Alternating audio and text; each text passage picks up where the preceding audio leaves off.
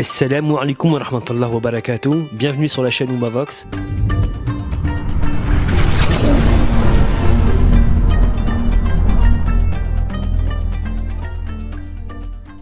Aujourd'hui, je suis en compagnie de Shashina qui, depuis le 7 octobre, donc s'engage corps et âme pour venir en aide depuis Paris à la population gazaoui. Je profite donc de sa présence pour l'interviewer et pour vous faire découvrir son engagement pour la Palestine et comment elle fait pour venir en aide à la population gazaoui. Salam à toi, Shashina. Wa alaykoum salam wa rahmatullahi wa barakatuh, enchanté à tous. Donc effectivement, depuis le début du génocide, le 7 octobre dernier, nos vies ont été complètement troublées. On vit au rythme de Gaza, au rythme des exactions. Et donc après plusieurs opérations de boycott, je peux aujourd'hui vous présenter une action de soutien direct avec notre frère Rami Nabil qui se trouve dans les camps à Rafah. Donc c'est ce qu'on va essayer de développer ensemble, je pense. On a le frère Rami qui a pris contact avec moi directement pour nous expliquer la situation et les besoins immenses qu'ils ont sur place. Et donc j'ai fait un premier don à titre individuel pour être certaine que ça arrivait bien, parce que malheureusement beaucoup de personnes se sont fait passer pour des faux Palestiniens. Et il s'est proposé de faire une vidéo de remerciement d'abord, mais aussi pour attester que les dons étaient bien arrivés sur place, en mettant mon nom derrière, mon nom de TikTok, mon pseudonyme, qui est Shashina Investigation. Et tout a commencé comme ça, parce qu'après la réception de la première vidéo, on a pu donc faire en sorte de publier au maximum et republier cette vidéo, et ainsi faire venir d'autres dons supplémentaires. Et des vidéos se sont succédées, toujours sur le même principe, c'est-à-dire que Rami réceptionne les dons, fait une distribution alimentaire, et ensuite nous filme ce qu'il a pu faire sur place grâce à chaque euro reçu. Donc tout a commencé effectivement avec l'appel au boycott de l'enseigne H-Market, puisque après plusieurs travaux de recherche et d'investigation, je me suis rendu compte que les magasins Supeco, qui est le hard discounter de Carrefour, faisaient passer donc ces magasins sous pavillon H-Market. Donc j'ai alerté d'abord la communauté musulmane, la Oumma, qui est le plus grand client, le plus grand consommateur de cette chaîne H-Market, pour leur dire qu'à partir du moment où ils boycottaient l'enseigne Carrefour, qui a pris des positions claires dans ce génocide et qui finance ce génocide, que s'il continuait à aller chez H-Market, il finançait d'une autre manière l'enseigne Carrefour et donc indirectement ce génocide qui assassine nos frères et nos sœurs au quotidien. Donc c'est comme ça que ça a commencé, et ensuite pareil, j'ai organisé des points de manifestation, d'appel au boycott devant l'enseigne Carrefour de différents magasins ici dans le 93. Mais toujours dans l'espoir de pouvoir les aider beaucoup plus concrètement, parce que le seul levier d'action qu'on avait jusque-là, c'était le boycott, puisque c'était une façon d'arrêter notre participation à ce génocide. Et dès lors que Rami a pris contact avec moi, j'ai senti que c'était vraiment ce que j'attendais depuis 5 mois et ce que chacun d'entre nous attendait, c'est-à-dire de les aider de manière impactante et de voir le résultat immédiatement de notre générosité, de la générosité de la Oumma. Il y a eu une forme de prise de conscience par rapport à l'enseigne H-Market, même si malheureusement les magasins restent toujours beaucoup trop fréquentés. Et en cette période de Ramadan qui débutera lundi, Inch'Allah, je pense qu'il va falloir encore faire le travail d'information dessus. Mais je vois qu'il y a plusieurs TikTokers ou influenceurs qui reprennent l'information maintenant. Donc ça veut dire que le travail qui avait été fait en amont il y a 5 mois a quand même porté ses fruits, même s'il va falloir l'intensifier d'une manière ou d'une autre. Et c'est vrai que la question qui se pose souvent, c'est d'accord, si on boycotte Carrefour, si on boycotte H-Market, où est-ce qu'on va? Aujourd'hui, la seule alternative que moi j'ai pu apporter, c'est les magasins Leclerc. Je me permets de le dire ici parce que Monsieur Leclerc a été extrêmement prudent la veille de la manifestation. Je ne sais pas si vous vous en souvenez, de soutien à Israël. Il a été reçu sur les plateaux télévisés et il a dit, alors je ne sais pas si c'était par mesure de précaution pour éviter lui aussi d'avoir affaire au boycott et qu'il soit impacté, mais il a expliqué qu'il souhaitait des manifestations qui rassemblaient tous les Français et non pas qui divisent les Français. Et donc, Édouard Leclerc a tout simplement décidé de ne pas participer à la marche de soutien à Israël. Et même s'il vend, et il faut le dire, les produits Jaffaden, qui sont des jus qui sont cultivés malheureusement sur les terres palestiniennes. Donc ça, quand même, c'est quelque chose qu'on doit amener, j'espère, avec le temps et sur le boycott, à lui faire retirer ses produits de marque Jafaden. Mais en tout cas, sa position aujourd'hui au groupe Leclerc, c'est de ne pas financer et de ne pas participer au génocide, contrairement à Carrefour qui, lui, en est complètement fier, en fait. Donc voilà l'alternative aujourd'hui que je propose, et également l'enseigne Super U je vous invite à regarder, qui a fait un communiqué justement en précisant quels produits qu'ils revendent financent ou non l'État génocidaire. Donc c'est un beau positionnement de leur part, et je pense que justement on devrait leur apporter notre soutien au moins à ces deux enseignes. Après, pour les autres, malheureusement, comme Lidl ou comme Carrefour, nos positions doivent rester fermes et on doit boycotter complètement et de manière définitive. Alors, ce que j'ai pu constater, je ne sais pas si les magasins Leclerc sont plus fréquentés, mais en tout cas, il y a une nette diminution de la fréquentation dans les magasins Carrefour. Je le vois parce que je passe régulièrement devant.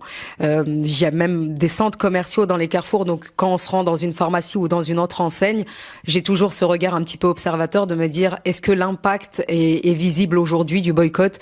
Et c'est vrai que sur Carrefour, alhamdoulilah, il est visible, en espérant qu'il s'intensifie encore, parce qu'on a toujours des brebis égarées qui ne comprennent toujours pas la corrélation entre notre façon de consommer et le financement de ce génocide.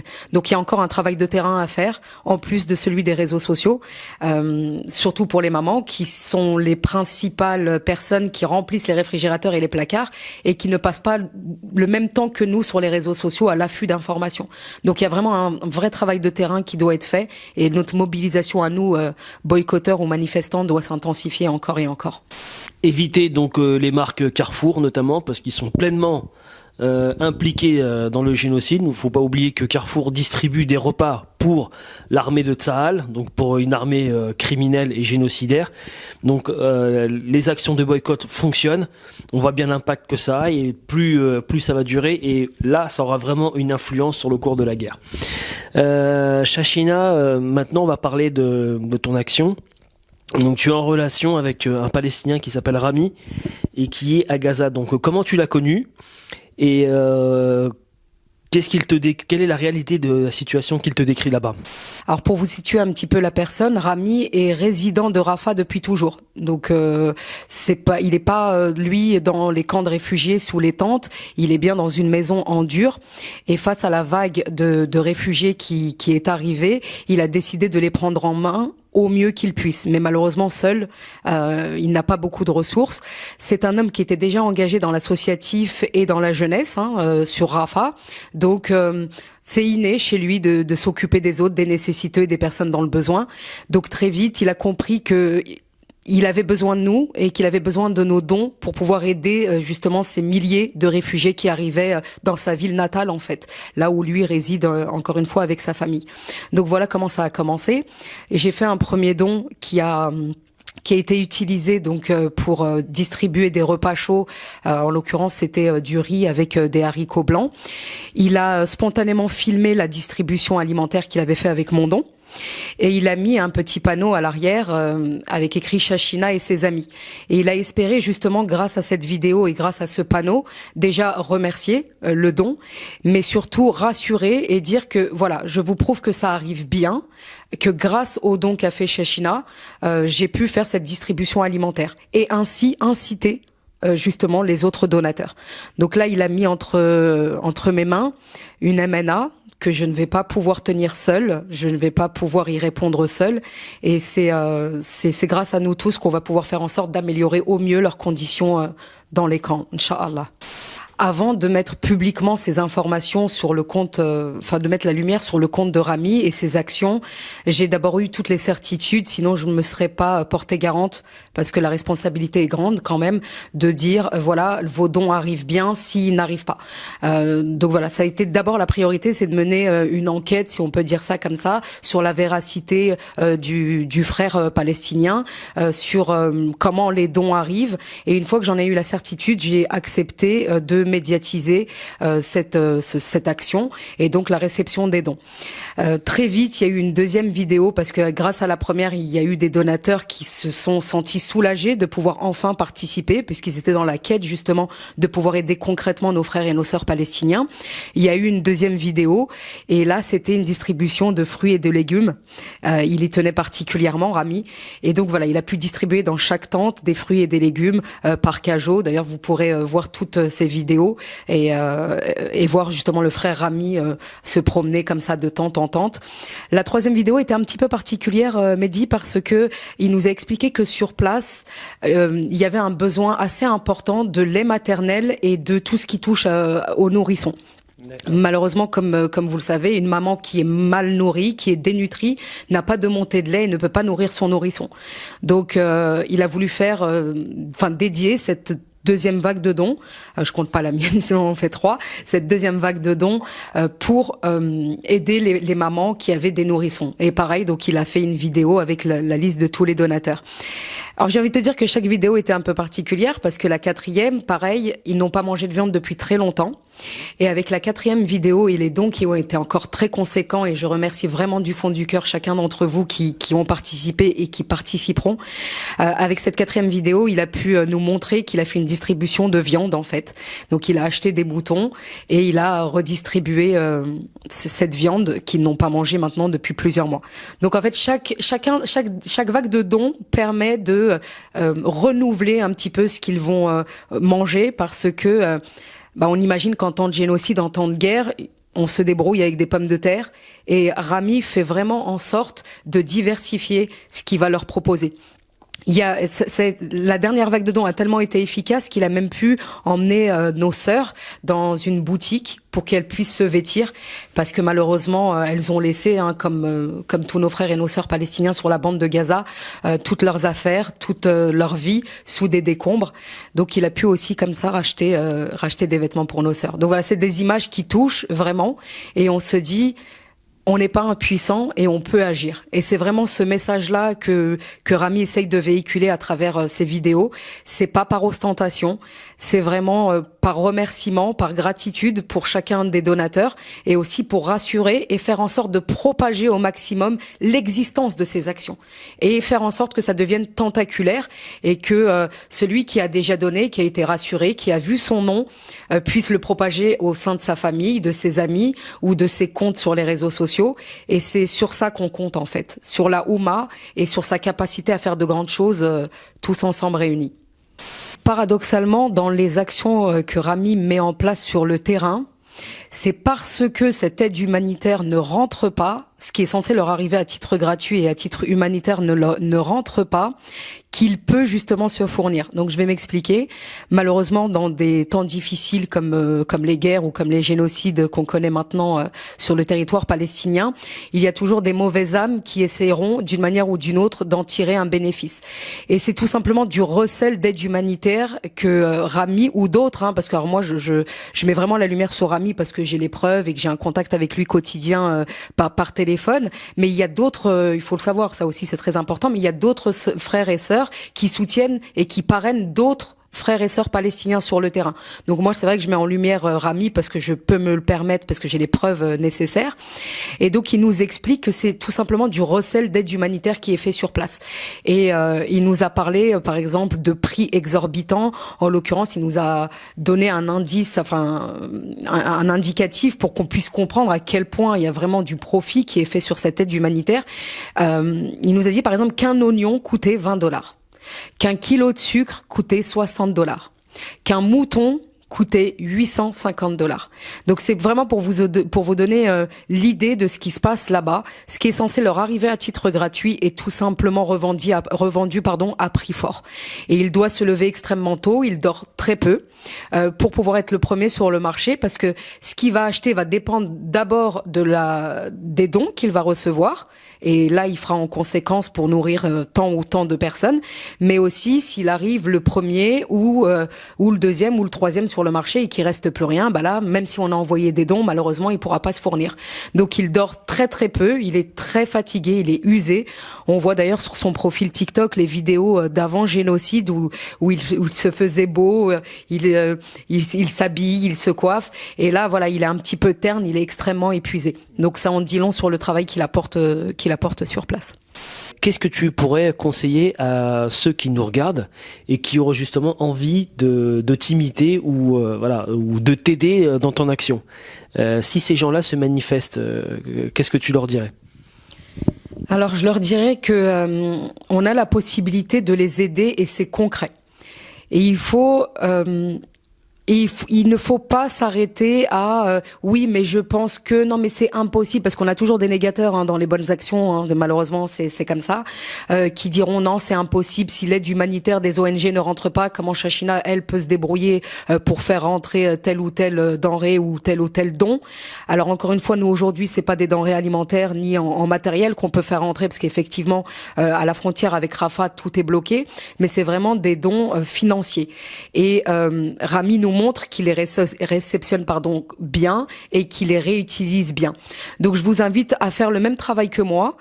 Donc vous renseigner, regardez les preuves qu'on met à disposition, parce qu'il faut imaginer aussi le travail qui est fait derrière pour Rami, c'est-à-dire aller réceptionner cet argent, ensuite travailler à aller faire les achats, le redistribuer, fabriquer cette pancarte avec le nom de chaque donateur pour remercier. On oublie à quel point c'est difficile pour lui, parce que nous on est en temps de paix, on a des imprimeries tous les coins de rue, mais lui non, il fait en sorte vraiment de nous faciliter, de nous rassurer au maximum. Et après j'ai envie de te dire, puisque tu me poses la question, rajouter la niya qui est nécessaire à tout musulman, et c'est comme ça que moi mon premier don est parti. C'était avec la niya de toute façon, se dire qu'Allah subhanahu wa ta'ala va comptabiliser bi'idhnillah notre sadaqa, et après si il m'avait menti, c'est pas grave. Et alhamdoulilah, il n'a pas menti, il a fait en sorte de le prouver, et c'est pour ça que j'invite chacun des musulmans qui veut vraiment les aider de manière active, de manière concrète, à faire le même travail que j'ai fait, c'est-à-dire regarder les preuves et ensuite rajouter la niya que tout musulman doit avoir dans ses actions.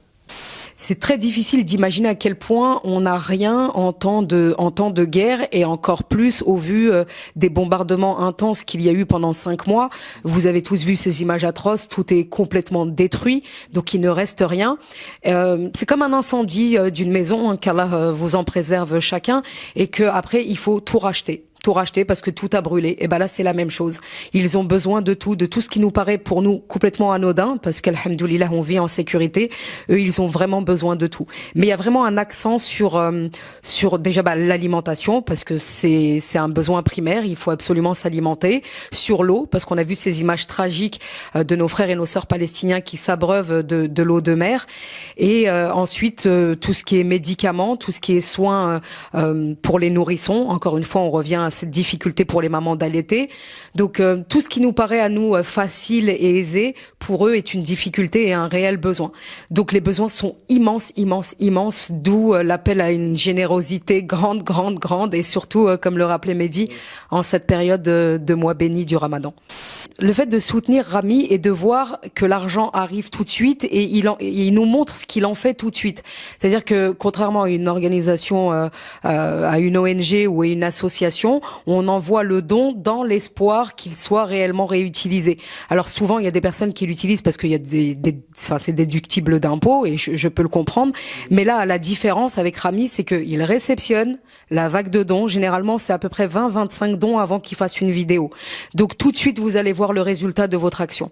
Tout de suite, vous allez voir à quoi a servi votre sadaqa. Et c'est ça qui est le plus touchant, en fait, c'est de se dire tout de suite, je sais, ça a servi, il m'a montré, il y avait mon nom. Encore une fois, je répète, pas à titre ostentatoire, mais pour rassurer et pour propager cette amana qu'il a déposée, qu'Allah subhanahu wa ta'ala a déposé entre nos mains. Et c'est ça la différence. Contrairement à une ONG ou à l'UNRWA, je ne dénigre aucun moyen d'aider nos frères et nos sœurs palestiniens, encore une fois, vraiment. Mais si moi, je mets en lumière le frère Rami, c'est parce qu'on a la visibilité de suite du don et ce qu'il a pu en faire. Et c'est extrêmement satisfaisant Vraiment. C'est-à-dire que de voir son nom écrit, moi je vois tous les retours des donateurs qui me remercient vraiment. Alors je ne suis qu'un intermédiaire de Rami, parce que c'est eux qu'il faut remercier, c'est chacun d'entre vous qu'il faut remercier, c'est Rami sur le terrain qui consacre sa vie qu'il faut remercier. Et voilà, le fait de pouvoir voir le résultat immédiatement des dons, c'est hyper gratifiant et rassurant. Alors qu'une ONG, il y a toute une structure avec des directeurs, des comptables, nous on n'a pas tout ça. On met en lumière Rami et ses actions, Rami et son lien pour recevoir les dons, et en échange, il nous envoie les images du résultat. Donc c'est là la magie de cette façon de les aider, en fait, contrairement aux associations. Merci beaucoup, Chachina. Maintenant, on va parler de toi rapidement. Qu'est-ce qui t'a justement amené à ce milieu donc associatif, à cet engagement? Bien sûr, donc tu es de confession musulmane, hein, bien sûr, donc tu as une sensibilité un peu plus élevée que d'autres. Et qu'est-ce qui justement t'a amené à cette action? Et surtout, est-ce que tu as eu des soutiens de la part d'influenceurs ou de personnes, on va dire, qui ont une certaine notoriété sur les réseaux sociaux, voire peut-être même dans les médias mainstream? Alors, c'est vrai que j'ai toujours été dans le domaine associatif, même de par mon travail, toujours dans la médiation, dans le contact avec les humains, avec nos semblables. Et donc, c'est vrai que j'ai cette empathie peut-être un peu plus développée qui fait que j'ai besoin d'être toujours constamment utile pour nos frères et nos sœurs en humanité, et là particulièrement pour nos frères et nos sœurs en islam. Donc voilà comment est-ce que ça a commencé. C'est d'abord parce que c'est mon caractère, je suis comme ça déjà dans la vie de tous les jours, et ensuite, qui ne peut pas être touché par la cause palestinienne? Alors surtout quand on est musulman, hein, on rappelle que la Palestine, troisième le sein de l'islam, et de les voir dans cette injustice profonde depuis 76 ans bientôt, parce qu'il faut le rappeler que le 14 mai 2024, ça fera 76 ans qu'ils vivent cette cruelle occupation. Donc exactement, la fameuse Nakba. Donc voilà, la cruauté en fait, c'est de se dire que contrairement à d'autres pays qui ont été en guerre, la Palestine reste toujours à l'écart. C'est-à-dire que pour qu'il y ait une trêve humanitaire, il faut que ce soit la croix et la bannière. Pour qu'il y ait un couloir humanitaire, c'est la même chose. On a l'impression que Gaza est privé des droits internationaux de chaque être humain, et ce qui fait qu'on a tous grandi, on a tous été baignés dans la conscience que la Palestine subissait une injustice sans nom.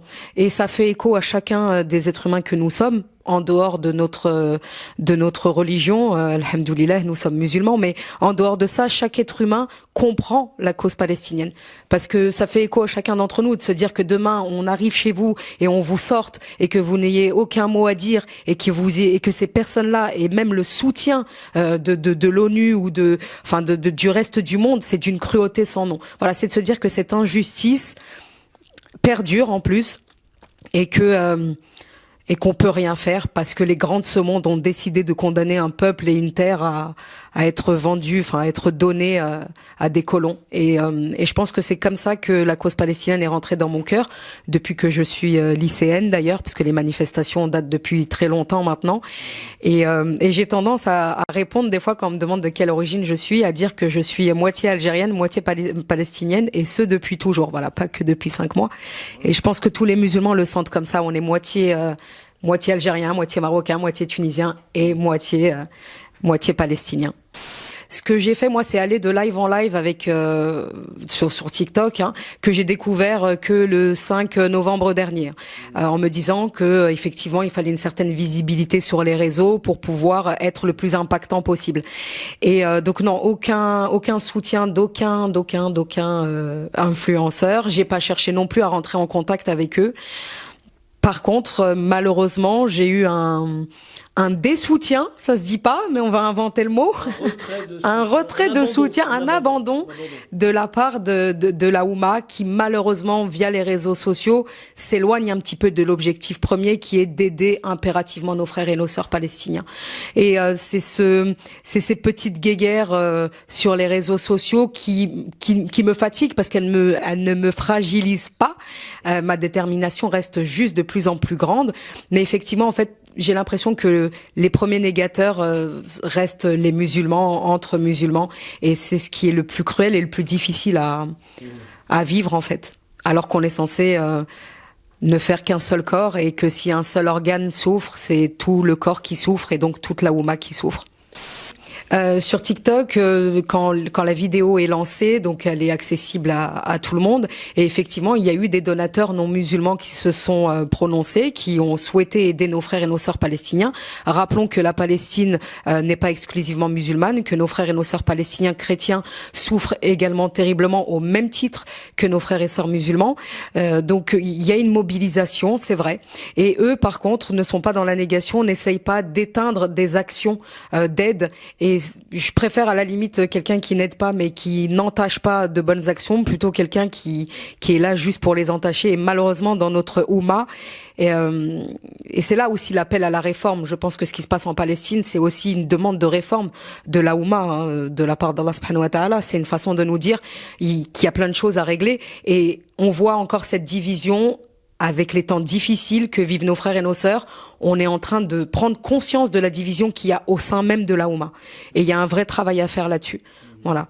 Donc non, pas d'influenceur. Donc s'il y a un influenceur qui veut mettre en lumière les actions de Rami ou d'autres, parce qu'encore une fois, moi je mets en lumière Rami parce que j'ai vérifié, mais il y en a plein d'autres sur Instagram en l'occurrence. Moi j'ai pas ce réseau social, mais on m'a dit qu'il y avait d'autres sœurs qui soutenaient et parrainaient d'autres frères palestiniens sur Rafah.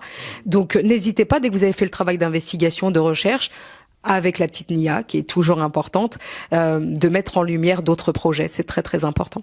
Bien sûr, on vous mettra, pour ceux qui sont intéressés, et bien sûr avec l'accord de notre frère Mehdi, on va essayer de mettre en place donc les liens, les vidéos de notre frère Rami qui est en direct donc à Rafah et qui est en contact direct avec notre sœur Shashina.